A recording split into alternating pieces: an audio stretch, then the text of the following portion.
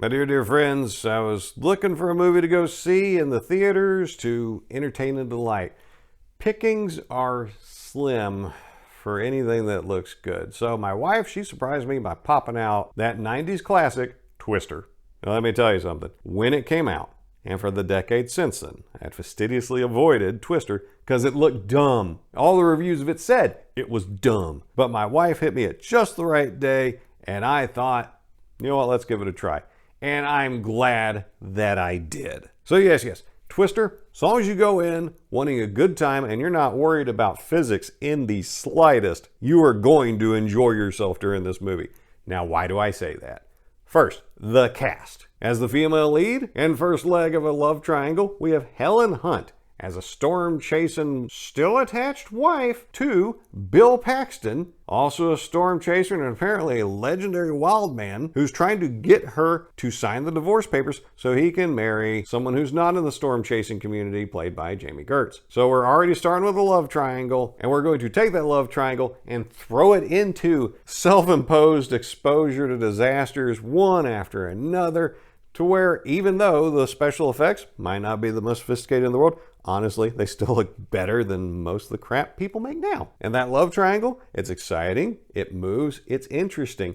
We see valid points from each of the characters. There's none of them that are the bad person. They all have important claims to make in this situation. You'd be fine with rooting for any or all of them. And we find a lot to relate to about most of the other characters in the movie. So let me get you the rest of that cast. For the villain, we basically have douche hammer Mr. I never have a good idea of my own, so I steal the ideas of other characters in the movie, Cary Elwes. We get a young Philip Seymour Hoffman as the wildly overenthusiastic and adrenaline-seeking young assistant to Helen Hunt's crew. Alan Ruck is probably the most sober of the group because it turns out people that actively chase around storms with the intent of getting close enough to get whipped by them might not be the most stable people. But Alan Ruck's character is the most stable of them, and just the rest of the cast is great. For writing, you have Michael Crichton as one of the writers credited for this movie. He wrote that other thing you might have heard of, Jurassic Park and Andromeda Strain and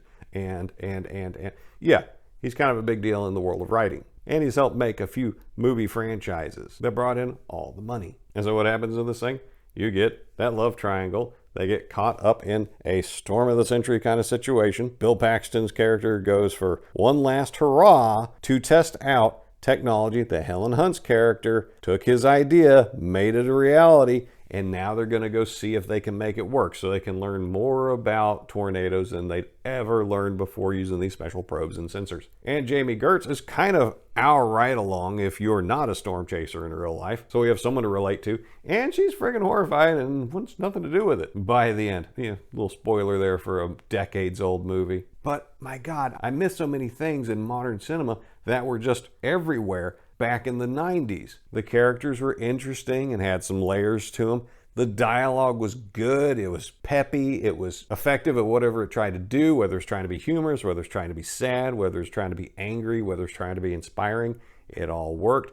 Timing was awesome. And the movie, it knows its concept is stupid, but it plays it straight, which adds a comedic element that you can enjoy there. So no matter what horrible things happening on screen, and they're a bit kid glovish about it, it doesn't show the worst things ever because this movie is here for a good time. So if you want to have a good time, watch Twisters.